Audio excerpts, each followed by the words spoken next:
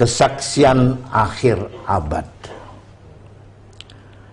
Ratap tangis menerpa pintu kalbuku.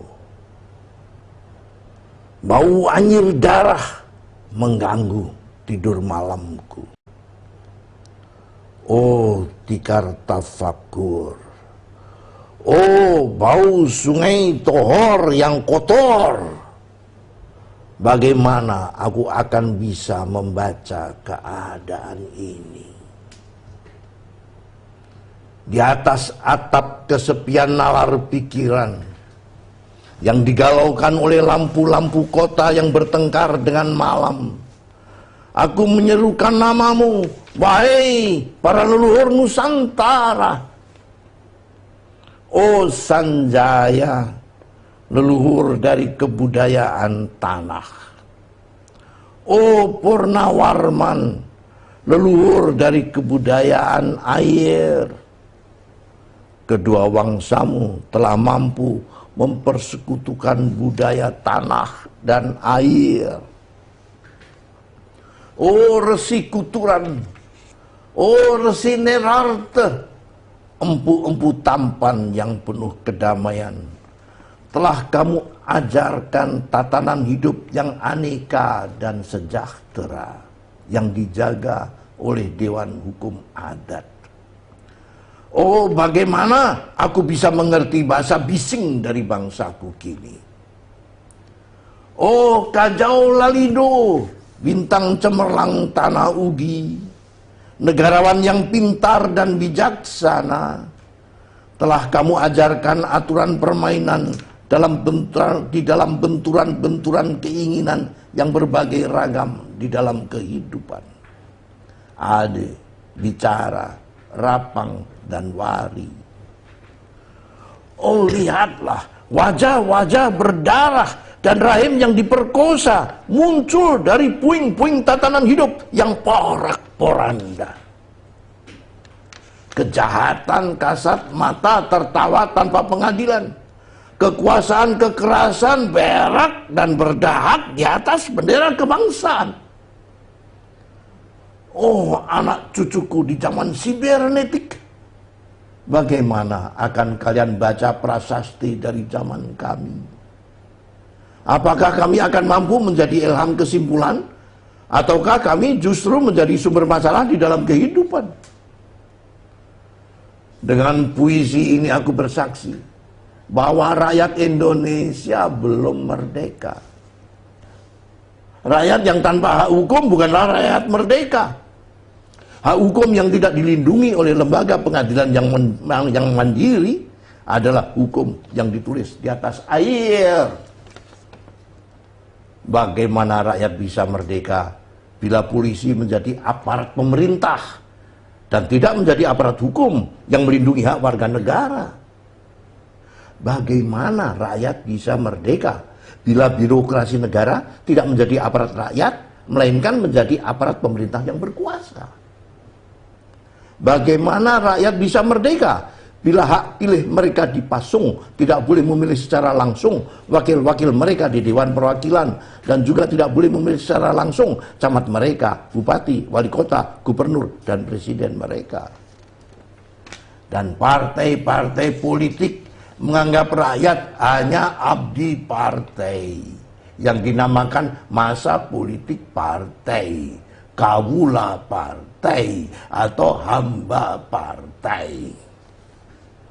Bagaimana rakyat bisa merdeka bila pemerintah melecehkan perdagangan antar daerah dan mengembangkan merkantilisme dandes sehingga rela menekan kesejahteraan buruh, petani, nelayan, guru, dan serdadu berpangkat rendah?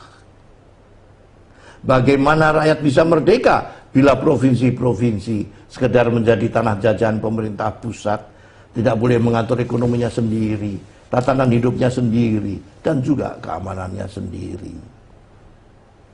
Ayam, serigala, macan, ataupun gajah semuanya peka pada wilayahnya. Setiap orang juga ingin berdaulat di dalam rumah tangganya. Setiap penduduk ingin berdaulat di dalam kampungnya. Dan kehidupan berbangsa tidak perlu merusak daulat kedaerahan. Hasrat berbangsa adalah naluri rakyat untuk menjalin ikatan daya cipta antar suku yang penuh keanekaan kehidupan dan memaklumkan wilayah pergaulan yang lebih luas untuk merdeka bersama.